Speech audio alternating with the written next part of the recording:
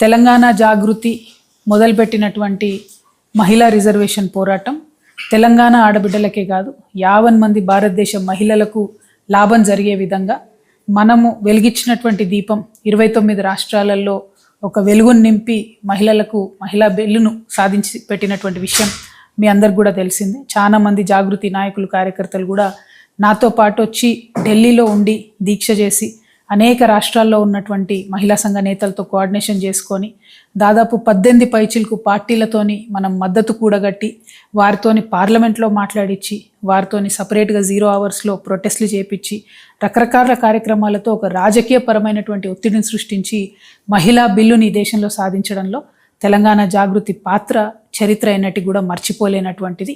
మరి ఆనాడే చెప్పినాం, మహిళా బిల్లు పాస్ అయింది, కాకపోతే దాని లాభం ఒక పోస్ట్ డేటెడ్ చెక్ లాగా ఉంది, వెంటనే ఆ లాభం వచ్చేటట్టుగా కేంద్ర ప్రభుత్వం చర్యలు తీసుకుంటలేదని మేము ఆనాడే అభ్యంతరం చెప్పడం జరిగింది. ఒక పక్క సంబరాలు చేసుకుంటేనే ఇంకో పక్క ఇది ఇమీడియట్గా మహిళలకు లాభం చేకూర్చడం లేదు.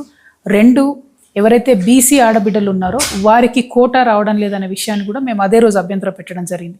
అయినప్పటికీ కేంద్ర ప్రభుత్వం తనకున్నటువంటి బలంతోని పార్లమెంట్లో డీలిమిటేషన్ను జనాభా లెక్కలను రెండింటిని మహిళా బిల్లుకి ముడిపెట్టి ఆనాడు బిల్ పాస్ చేసుకోవడం జరిగింది.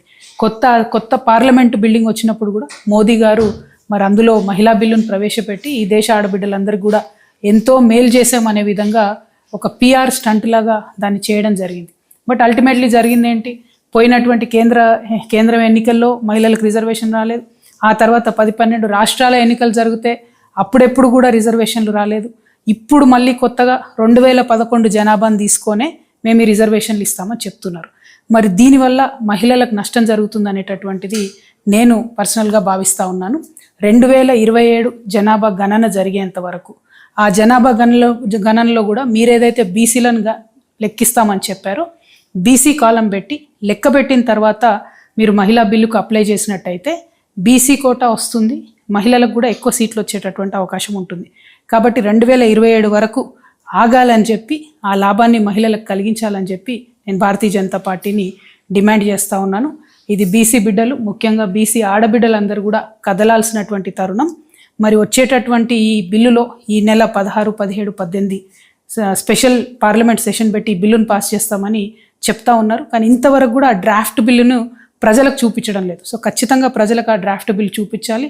అన్ని రీజనల్ పార్టీస్ కూడా ఆ డ్రాఫ్ట్ బిల్లును చదువుకునే అవకాశం కల్పించాలి. అప్పుడైతేనే పార్లమెంట్లో అభ్యంతరాలు చెప్పేటటువంటి అవకాశం ఉంటుంది. కాకపోతే బీజేపీ ఎప్పుడు చేసినట్టుగానే మరి కంటిన్యూస్గా మోసపూరితమైనటువంటి వైఖరితో బిల్లు ప్రవేశపెట్టినటువంటి రోజు ఆ ఉదయం మాత్రమే బిల్లుని ఇస్తూ ఉన్నారు.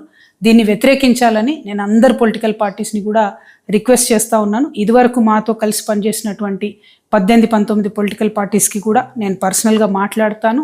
ఈ బిల్లును వ్యతిరేకించాల్సిందిగా కూడా వారందరినీ కోరుతాను. మహిళలందరం కూడా మనం ఐక్యంగా ఉండాలి. మనకు సాధించుకున్నటువంటి హక్కులు అమలు చేసుకోవడానికి మరొక పోరాటానికి సిద్ధంగా ఉండాలి.